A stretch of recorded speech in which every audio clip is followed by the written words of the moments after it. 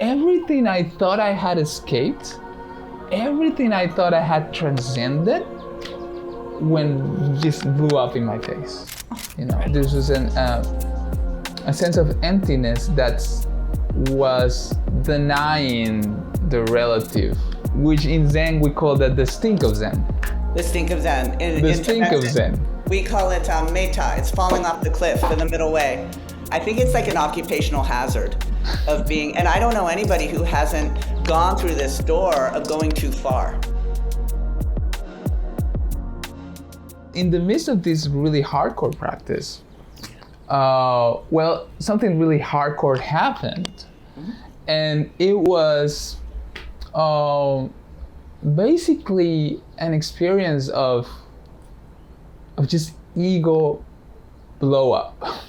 Oh. It was just this ego blow up, ego dissolution. Yeah. With the bright side and with the very deep, you could say, dark side of it, right? So what I mean by that is the only way that I can describe it is this sort of something coming from within, from the depths of my being,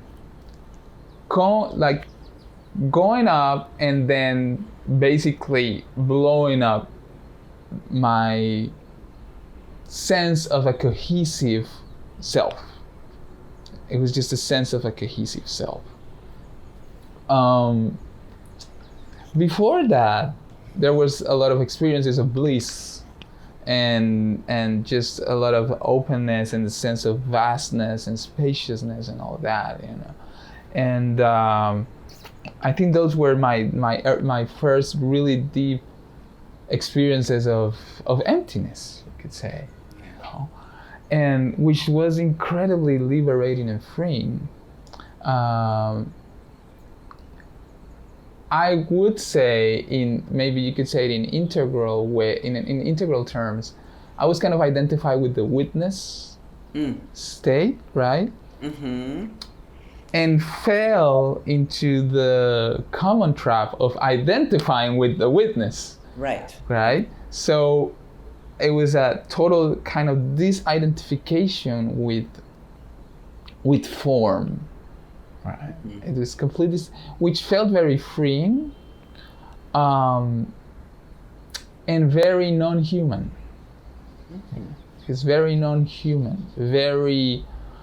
This was a sense of emptiness that was denying the relative. Oh yes. Right. It was a denial of the relative world. Yes. Which in Zen we call that the stink of Zen. The stink of Zen. The stink of Zen. We call it meta. It's falling off the cliff in the middle way, right? Things are real, just not the way you think. But if you think they're not real, you're wrong. So it's that. It's tricky, and I don't know any good, really accomplished practitioner who hasn't in some way. I think it's like an occupational hazard of being, and I don't know anybody who hasn't gone through this door of going too far. Yeah. Yeah. Okay, so what happened? Yeah. Well, and you know what? It makes sense, because what was the whole point for me? Right? I just want to escape suffering. Yeah. That's the whole thing. Why are you into Dharma? I just want to escape suffering. It's a beautiful thing, right? Yeah. And in that sense, it felt like, wow, I've escaped suffering, right? Because it doesn't matter what happens to this body. It doesn't matter what happens to anyone around me. It doesn't happen what matters to it doesn't matter what happens to the world. It's all empty. There's no, of course, who wants to leave that place? It's very blissful. Who doesn't want to be there? I mean, then, and what happened was this sense of everything I thought I had escaped, everything I thought I had transcended, when just blew up in my face. The whole relative world, the whole everything. It was like, no, you're not. It's like this is not the path. Yeah. And it was extremely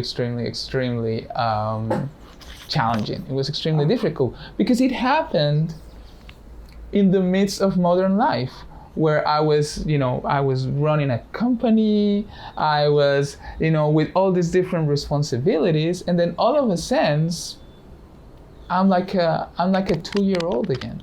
Uh-huh. I'm like no cohesive sense of personality. No, looking outside and not understanding anything of what's happening. I describe it as if my sense of self was spread apart. Like there's a part of me here, a part of me there, a part of me there, and it was like being a baby again. It was literally like being a baby. And I remember just having this sense of, well, you have to kind of make a decision if you really want to be human, if you really want to be here. Which it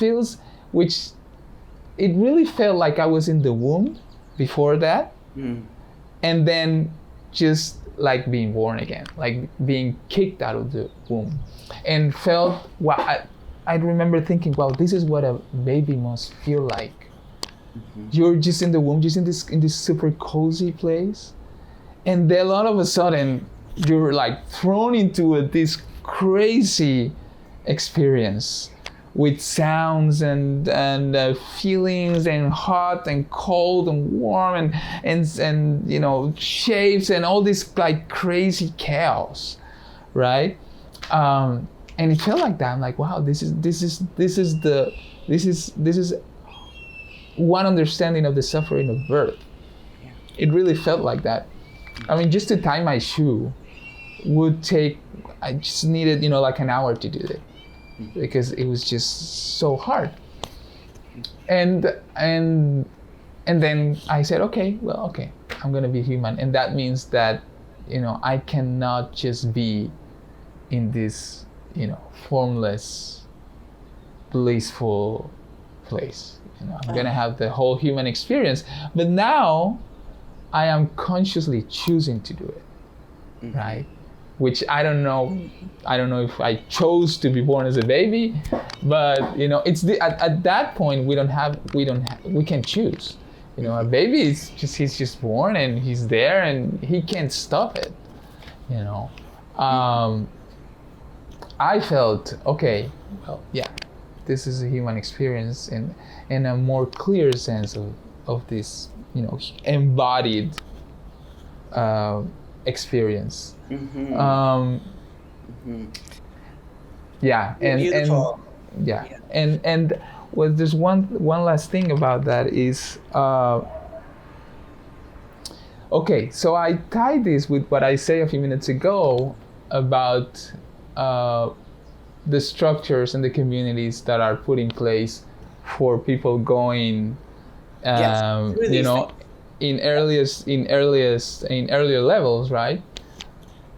I knew that because I was very close to I need to go to a mental institution because I can't function. But of course, if I did that, I would be entering into a orange paradigm, who's probably gonna say, there's something wrong with you. Yeah, there's something wrong with you. We need to fix you, and we need to stop this. Yeah. I knew enough to know that this was a process that I needed to go through, and that it wasn't wrong, that it was just part of what I needed to go through, So the challenge for us householders going really deep into the path is, how can we find or create structures and communities that understand what's going on? Because experiences like this happen all the time in monasteries. Yeah, they do. Right. In fact, in a certain way, you could say that it's kind of like one of the goals, if you're in a monastery is to, go. But if you're in a monastery, it's different. You're in a container that can hold you, and everyone around you knows what's going on, and they're supporting you, and it's and it's okay. But if this happens to you, in the midst of modern life, it's incredibly difficult. It sure can be. It sure can be. And listeners, don't let this scare you. Go for emptiness. Did you have teachers? Did you have a community to support you through at this point? I had. Well, that was what saved me. My teacher. You were still in the community. Okay. Yeah. But it wasn't he was in the States. I was living in Colombia, so it was hard. So I had to. You weren't in a monastery, literally, physical monastery. Yeah. So I had to carve out, a little bit of my own monastery. Yeah. And sort of revealed my sense of self, And like you say, it might sound scary, but I wouldn't change it for the world. It's also very blissful. And to be saturated with emptiness like that. So you had such intense state experiences of emptiness, understanding emptiness at whatever stage you were at the time, which I want to ask you about in a second. Mm-hmm. But once we get saturated with emptiness, listeners, we're like a sponge saturated with the water, and we need those realizations. Hear me now. Those of us who are listening like to think we're later on the developmental stages often, okay? Mm-hmm. And we need to be saturated with these experiences that Santiago is talking about of emptiness, of ultimate reality, in order to progress into the later stages of development, into what we call in third tier, meta-aware, turquoise, post-teal. There's plenty of people at teal. There aren't a lot of people at turquoise. And in order to get into turquoise, we need to have these experiences, right? The bliss is beyond what you could ever conceive of. And there's definitely, as our great mystics and sages, there can be dark nights of the soul, like St. John of the Cross talked about, right? Dark nights of the soul that happen, and they're worth it. You are singing my song too, my brother from another mother, and there are people and communities that can help you through it, like Santiago and I. Like if any of you are like, oh my gosh, this is happening to me now, reach out to us. Reach out to others that can support you. We're here for you, and we can help guide you through it as well, okay? Yes. So what stage are we talking? If you were to look back, what was going on stage-wise? I think I was probably around somewhere in green. Yeah. For 4.0 person, Right. So I think I was somewhere there. Do you think you were getting? So at this point, if that's the case, and I had one of my biggest emptiness experiences going into fourth person, mm-hmm. going into green. Okay. When we say fourth person, we meet green listeners. Were you seeing the emptiness of social construction? So, because what we see in the data is the realizations that tend to come here, although you may not use this language, is one really begins to understand and get at a cellular level the emptiness of social construction. The fact that we are socially constructed beings, and so we start to get really concerned with people's feelings and the collective feelings and diversity initiatives and environmental initiatives and the understanding that labels are just labels, and it's not yet understanding individual construction and individual emptiness. That comes later, and if you keep listening, you'll hear us talk about these later stages in a little bit. But what was going on with your emptiness understanding? What objects were you understanding the emptiness of at the time? And you might have been having later state experiences too. It kind of sounds like it, actually. Like maybe you were having meta-aware state experiences from a fourth person stage. I don't know, but what do you say to that? Yeah. It's hard to say, but I think probably that was happening because we also know that at any stage, at least since probably Amber, you can have these emptiness experiences because it is ultimate reality. So it's always there. No, it doesn't matter where we are. We're gonna understand it in a different way, right? But that experience of emptiness, it can happen, anywhere. So I think I was around maybe some in green, for sure, questioning social constructs, and just saying, well, why? What society says is right. It's just what society says is right here, but in another culture or at another point in history, it would have been different, So yes, for sure, all this sense of social constructs was like very kind of obvious at that time, and this is also something interesting that can happen, and I think kind of sort of happened to me in a certain way, and I'm curious what you think about this, and it's what happens when we have this deep experience of emptiness, and there's a denial of the relative world, as really happened to me. Yeah. It can happen what we call, the traditional spiritual bypassing, right? Yeah. So it's like I know I did this, I probably still do unconsciously, using states and practices, and even concepts of emptiness to not deal with things in the relative world. I never do that, ever. I never do that. No. Another occupational hazard that happens to all of us, yes. Happens to all of us. Yes, happens to all of us. So for sure, that's something that, had really, I became aware of wow, I'm just really, and it's this sense, to me, it was just, I just wanted to be a spiritual being with no attachments at all, right? No attachment, no aversion, no preference. And at least to me, and I also wonder how you see this. It's like this human side. Well, it's what makes me human. I remember, I was, if I would be in a relationship at the time, it would be something like, well, yeah, I love you just as much as the next person.